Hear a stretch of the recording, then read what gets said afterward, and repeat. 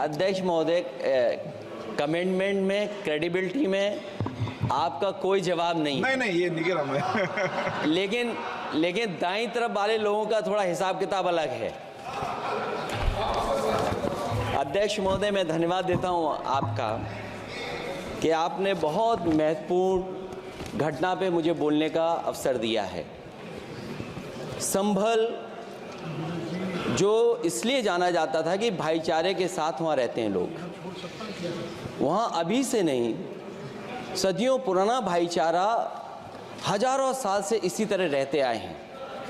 लेकिन अचानक ये जो घटना हुई है, ये सोची समझी रणनीति के तहत वेल प्लान्ड हुआ है और वहाँ के भाईचारे को गोली मारने का काम हुआ है।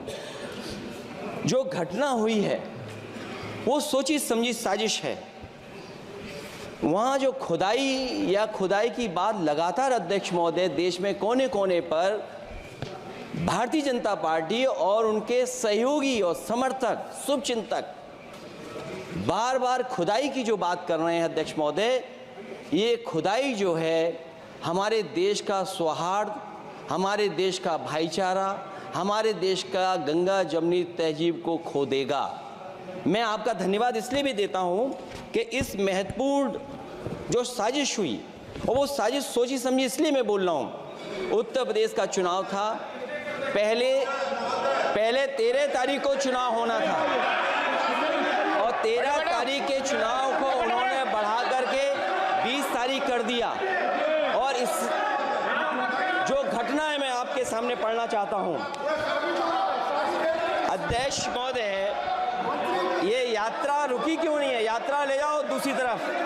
अध्यक्ष महोदय, संभल की शाही जामा मस्जिद के खिलाफ 19/11/2024 को सिविल जज सीनियर डिवीजन छंदौसी संभल में एक याचिका डाली गई। कोर्ट ने दूसरे पक्ष को, अध्यक्ष महोदय सुनिए, ये सुनना चाहिए, हम यूं ही नहीं कहते थे। आप तो संक्षिप्त में बोले। अध्यक्ष महोदय, हम यूं ही नहीं कहते थे कि संविधान ये मानती नहीं सरकार। हम यूं ही नहीं कहते थे कि संविधान नहीं मानती।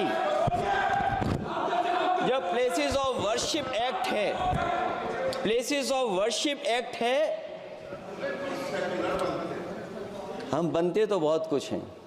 संभल के शाही जामा मस्जिद के खिलाफ 19/11/2024 को सिविल जज सीनियर डिवीजन चंदौसी संभल में एक याचिका डाली गई। कोर्ट ने दूसरे पक्ष को सुने बगैर उसी दिन 19/11/2024 को सर्वे के आदेश दे दिए। ताज्जुब की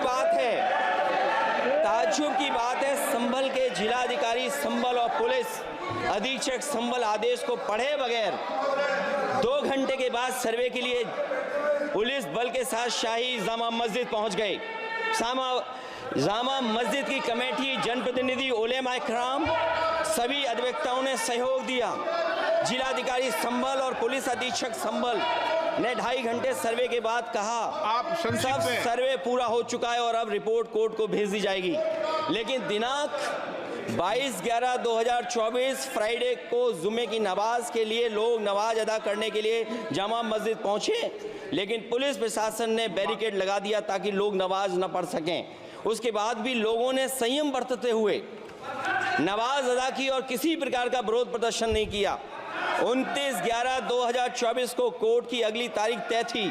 शाही जामा मस्जिद की कमेटी और मुस्लिम समाज के सभी लोग कोर्ट में केस की पैरवी के लिए तैयारी कर रहे थे, परंतु दिनांक 23/11/2024 की रात पुलिस प्रशासन द्वारा कहा गया 24/11/2024 यानी अगले दिन सुबह को दोबारा सर्वे किया जाएगा।